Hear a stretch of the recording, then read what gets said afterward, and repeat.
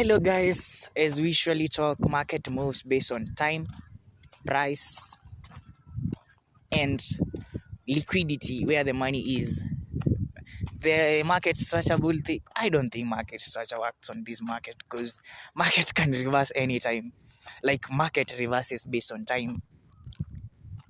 Cause tell me why, like hapa ni saa 11 jioni, you can see exactly saa 11:08. The first 10 minutes of that hour market just ikaamua kureverse na ikareverse forever. So tell me why, if in market structure shift, in market like market reverses based on time, kama ni saa 11, hiyo candle ya saa 11 inaweza amua isell ama ibuy. So kazi yako as a trader, you're supposed to watch market at the beginning of every hour. So that's why unaonanga market sometimes like exactly at 59th minute, hiyo ndio high ya that hour. Like on a random market like this, like what are the chances at market it form high of that hour during the 59th minute? That means the market is coded at specific every day, lazima 59th minute of a specific hour ifom high ama low, sindio? So that means the market is fucking coded, like super coded. Hakuna kitu market structure hapa, like market reverses based on time. In saa 5 ikifika, market banks zinaweza amua tunangojea saa 5 iingie, we enter the market buys.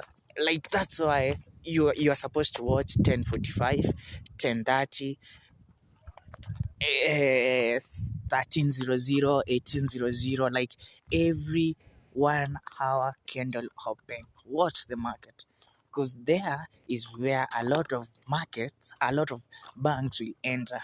You can see if someone is trading on a 1 minute time frame, ata enter during open over saa 5. Kama mwenye ako kwa hali, mwenye ako kwa 15, mwenye ako kwa 5 minute, zote huwa zina converge to 1 hour time frame open. Sijui kama unanielewa, cause kama una trade kwa 1 hour time frame, look this way.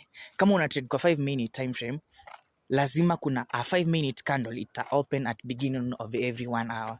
Kama una trade kwa 15 minutes time frame, kuna a new candle will be formed at every beginning of a 1 hour candle. Hata kama uko kwa 30 minutes, kuna a new candle of that minutes ita open at beginning of every hour candle.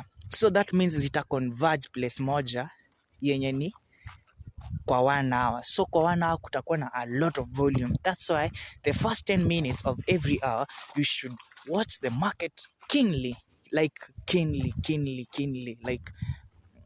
like just watch the market without